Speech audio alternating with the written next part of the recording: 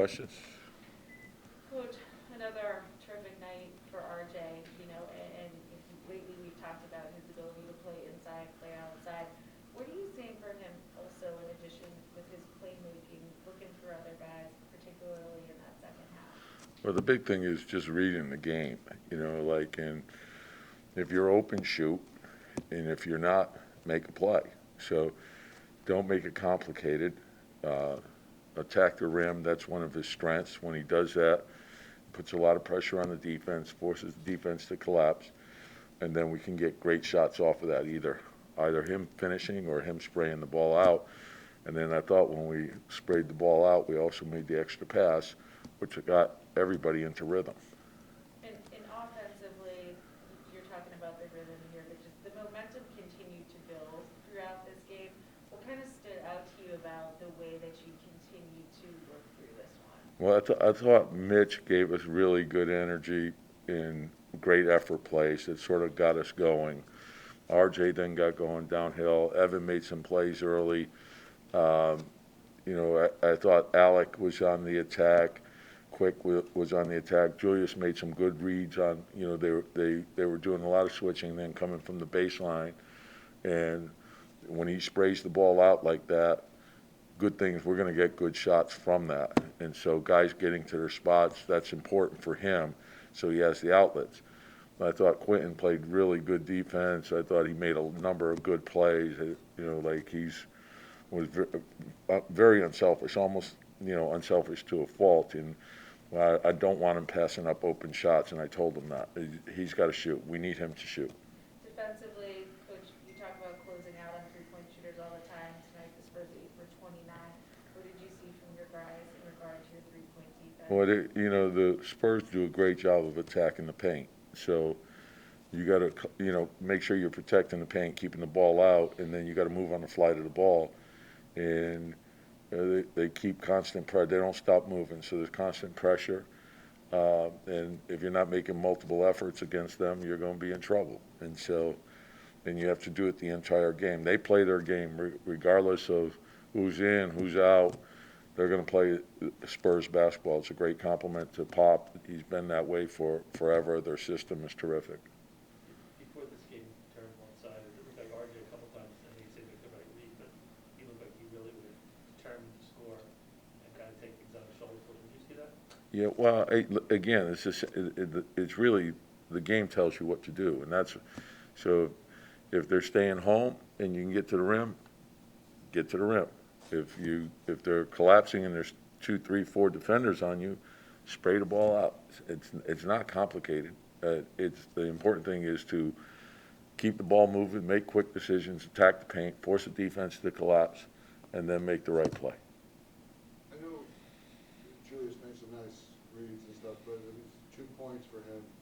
Is he being extra deferential right now for whatever reason? I mean, do you notice? No, and the same thing. I just want him to play the game.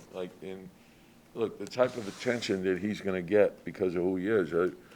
Look, if he gets the ball and there's a commitment, they're overloading to the strong side, right? And they're coming from the baseline.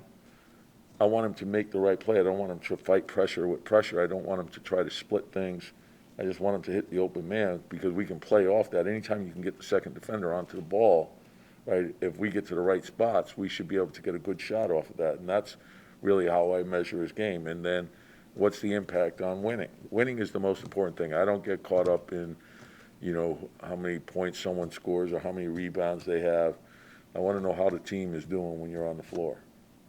Tony, talking about a guy who almost single-handedly carried the franchise last year, is that hard for him to accept where a 2-point game in 34 minutes could actually be a positive for the team?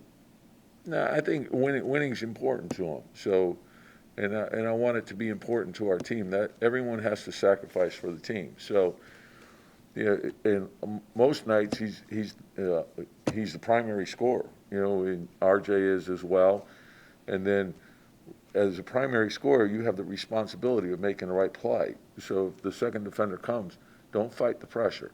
It's like when Kemba gets blitzed in a pick and roll or Derek gets blitzed in a pick and roll, don't fight it. Get the ball out. We got to give them outlets so we can get the ball out quick and keep the ball moving. And if we do that, Now, on the backside, we're gonna have open shots. Either we'll be open at the front of the rim, or we're gonna be open in the weak side corner, right? And that's how we gotta play. And it's the same thing. You wanna be tied together on offense and tied together on defense. So the most important thing is our team winning. We gotta find a way to win.